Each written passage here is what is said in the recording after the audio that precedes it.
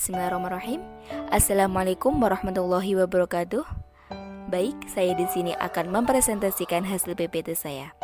Manajemen risiko dengan tema risiko suku bunga.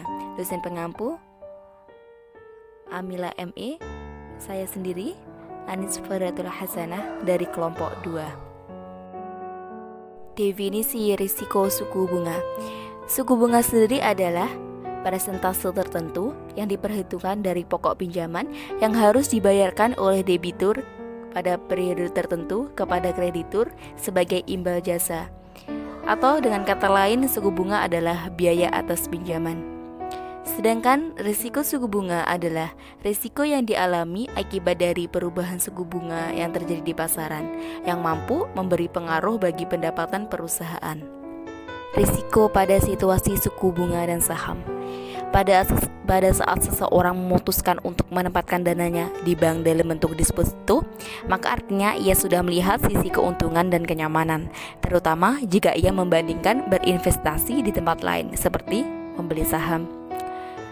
Artinya, mereka itu yakin bahwa deposito itu selain sebagai tabungan berjangka, manfaat dari deposito yaitu sebagai salah satu produk investasi yang paling menguntungkan. Kondisi pasar saham yang berfluktuasi atau naik turun menyebabkan tingkat risiko memiliki posisi tersendiri. Tingkat return atau keuntungan yang diharapkan juga penuh dengan kondisi yang berfluktuasi. Artinya gini, tingkat keuntungan itu memiliki risiko tersendiri karena ada kalanya keuntungan itu naik bahkan turun. Gampangnya, jika keuntungan yang diharapkan tidak tercapai atau mengalami actual return, maka kerugianlah yang diperoleh. Maka kita dapat memberikan suatu garis penegasan dalam konteks manajemen risiko, yaitu pertama, pada saat suku bunga mengalami kenaikan dan harga saham di pasar mengalami penurunan, maka investor akan cenderung memindahkan dananya dari saham ke deposito. Kedua, pada saat kondisi pasar saham mengalami kenaikan, maka investor cenderung akan memindahkan dananya yang tersimpan di deposit ke saham. Yang ketiga, investor adalah mereka yang memiliki karakteristik menghindari risiko dan menyukai keuntungan yang berkelanjutan. Suku bunga dan jangka waktu obligasi. Mungkin dari kalian ada yang lupa apa itu obligasi? Obligasi adalah surat utang yang diterbitkan oleh pihak yang berhutang kepada pihak yang berpiutang. Singkat kata, obligasi itu adalah surat utang yang bisa dibeli dan pembeli akan mendapat keuntungan berupa bunga nantinya. Suku bunga dan jangka waktu obligasi memiliki keterkaitan dalam memberikan ketetapan. Dalam ini ada dua bentuk keputusan yang bisa berlaku atau diterapkan oleh pemerintah dan perusahaan, yaitu obligasi dengan jangka waktu pendek dan obligasi dengan jangka waktu panjang, di mana obligasi jangka waktu pendek memiliki suku bunga yang lebih rendah daripada obligasi yang jangka panjang. Secara lebih dalam, ada 3 alasan mengapa obligasi jangka waktu pendek itu memiliki suku bunga yang lebih rendah daripada obligasi yang jangka panjang. Pertama, obligasi adalah surat utang. Dalam konsep utang, semakin lama jangka waktunya, semakin tinggi suku bunga yang bisa ditetapkan. Yang kedua, konsep timeline atau garis waktu yang terus bergerak ke depan, yaitu melihat pada penggunaan uang semakin cepat digunakan semakin baik. Karena semakin cepat bisa dipergantikan, bisa cepat dipergantikan secara otomatis risiko juga menjadi lebih tinggi. Sedangkan investor adalah mereka yang memiliki karakteristik penghindar risiko. Dengan begitu, rekomendasi yang dibuat adalah sulit memperoleh keuntungan dalam jangka waktu yang singkat. Contohnya, yaitu obligasi dalam waktu 5 tahun. Maka investor guna menghindari kerugian atau memutuskan untuk mendapatkan keuntungan dalam bentuk yield atau keuntungan besar hanya 10,5% saja. Atau gini, sulit untuk memperoleh keuntungan dengan menggunakan obligasi jangka pendek. Oleh karena itu, untuk menghindari kerugian, maka obligasi jangka pendek memberikan suku bunga yang lebih rendah daripada suku bunga obligasi jangka panjang. Yang ketiga, konsep inflasi, bahwa inflasi itu sifatnya struktural dan terus naik dari waktu ke waktu. Sementara inflasi adalah menurunnya nilai uang dan naiknya harga barang. Maka artinya nilai mata uang semakin lama semakin terjadi penurunan. Konsep manajemen risiko pada suku bunga obligasi. Beberapa alasan mengapa suku bunga obligasi memiliki angka suku bunga yang berbeda pada masa kurun waktu 5 hingga 10 tahun. Jika ini kita lihat dari segi perspektif manajemen risiko, yaitu yang pertama, dengan kondisi suku bunga obligasi yang cenderung stabil, maka masyarakat akan merasa lebih nyaman serta lebih menguntungkan daripada menempatkan uang tersebut di pasar akan jauh memiliki tingkat risiko yang tinggi. Yang kedua, jika seorang membeli obligasi dengan masa tenor atau jangka waktu jatuh tempo 10 tahun dan suku bunga yang ditetapkan adalah 11,75%, maka artinya pemegang obligasi tersebut adalah akan selalu menerima keuntungan secara stabil selama 10 tahun sebesar angka tersebut. Di samping penerimaan dari keuntungan bunga obligasi tersebut, ia juga memiliki kesempatan untuk mengalokasikan dananya ke tempat lain yang juga memiliki sisi profitable atau sisi keuntungan dan risiko yang rendah.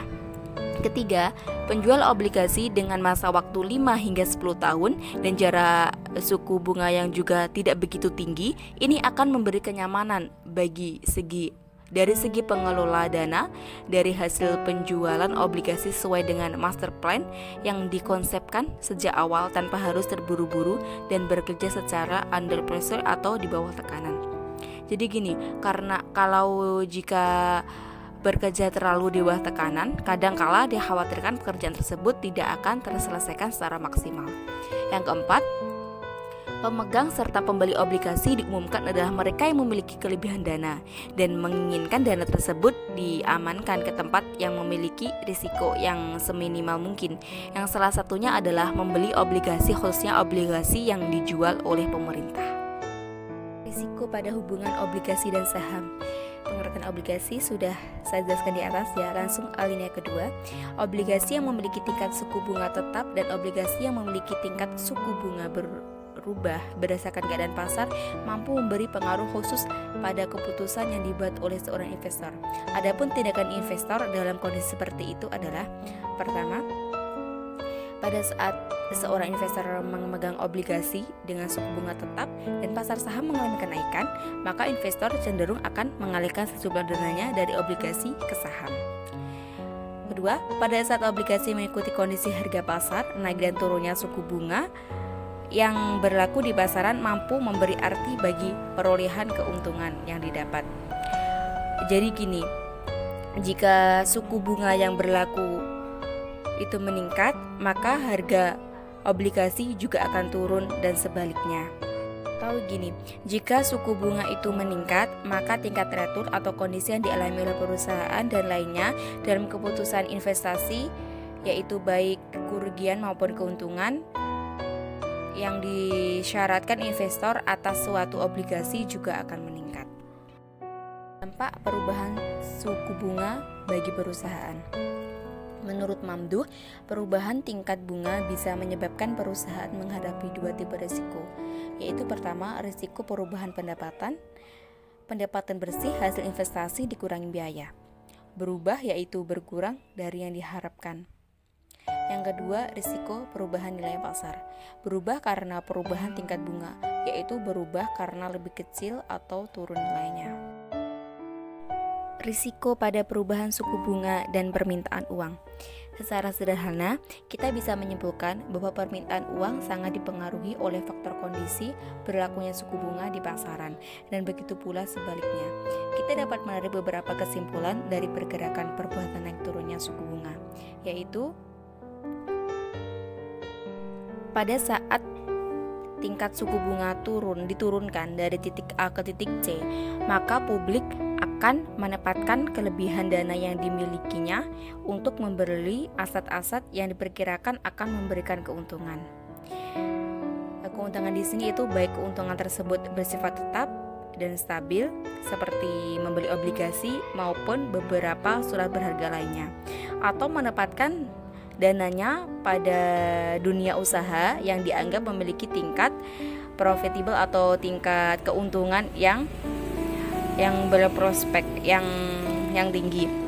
Selanjutnya, pada saat suku bunga diturunkan dari titik A ke titik C bahkan ke titik D, maka banyak pihak yang berkeinginan menarik dana atau simpanan dari bank untuk selanjutnya dipakai guna mengembangkan usaha atau meminjamkan dananya tersebut ke pihak yang dianggap memiliki kapasitas dalam pengelola dan mengatur keuangan secara baik dan menguntungkan. Selanjutnya, pada saat suku bunga diturunkan dari titik A ke titik C bahkan ke titik D, bahkan lebih jauh lagi, maka ini akan mengakibatkan persoalan jika tidak dilakukan kontrol secara hati-hati. Karena gini, mereka yang membeli aset dan mereka yang menerima uang dari hasil penjualan aset tersebut harus dilihat dari berbagai segi, terutama kemampuan mengelola dana yang telah diperoleh tersebut. Contohnya seperti perolehan dana dari hasil penjualan obligasi, maka kontrol atau pengawasan secara ketat terhadap dana yang diperoleh tersebut adalah mutlak untuk dilakukan agar risiko kehilangan dana tidak terjadi. Ini juga bisa terjadi seperti kasus terlambatnya pembayaran bunga obligasi sebagai bentuk pencerminan kegagalan dalam kemampuan mengelola dana penjualan obligasi secara tepat. Saat tingkat suku bunga dinaikkan dari titik A ke titik B, maka diperkirakan mereka akan cenderung menyimpan uangnya di perbankan.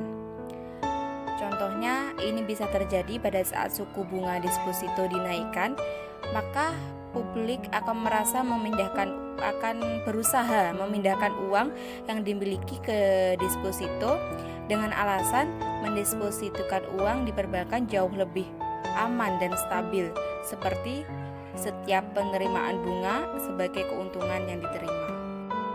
Menaikkan suku bunga dari titik A ke titik B dapat dilihat dari sudut kebijakan pemerintah dengan tujuan berbagai bentuk, antara lain seperti dalam bidang moneter, jika diturunkannya suku bunga pinjaman terlalu jauh dan dibiarkan terlalu lama akan menyebabkan terjadinya inflasi karena publik begitu mudah.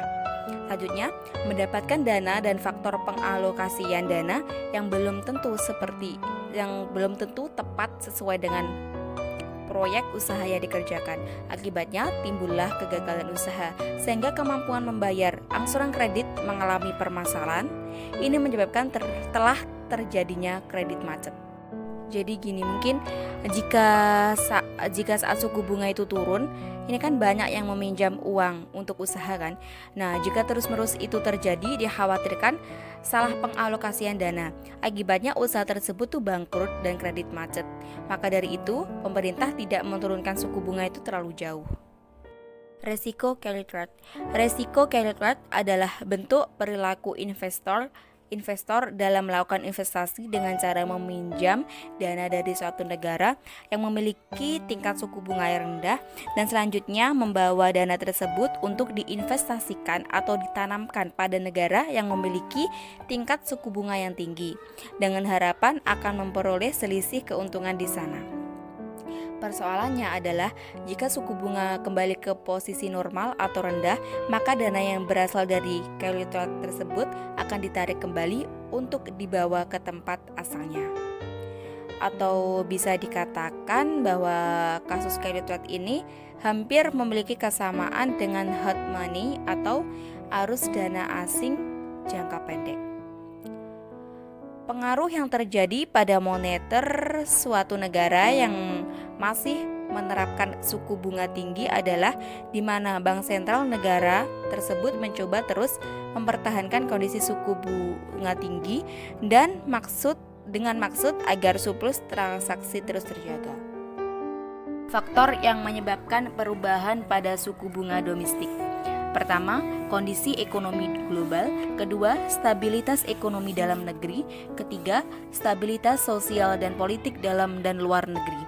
Bila ketiga hal ini terjadi terus dan tidak mendapatkan penanganan yang serius, terutama dari lembaga yang berwenang khususnya Bank Sentral, yaitu Bank Indonesia, maka diperkirakan secara jangka panjang akan memberi efek pada stabilitas suku bunga yang akan berujung kepada penurunan pendapatan yang akan diperoleh oleh pihak pelaku bisnis kelas atas, menengah maupun bawah. Namun sebaliknya, jika suatu bunga cenderung stabil dan berada pada kondisi yang diharapkan, maka artinya risiko yang akan diterima adalah lebih kecil dari yang diperkirakan. Kecilnya risiko menyebabkan pihak pelaku bisnis cenderung akan mampu memperbesar profit atau memperbesar keuntungan secara sistematis. Cukup sekian dari saya. Apabila ada kekurangan, saya mohon maaf. Akhiran, wassalamualaikum warahmatullahi wabarakatuh.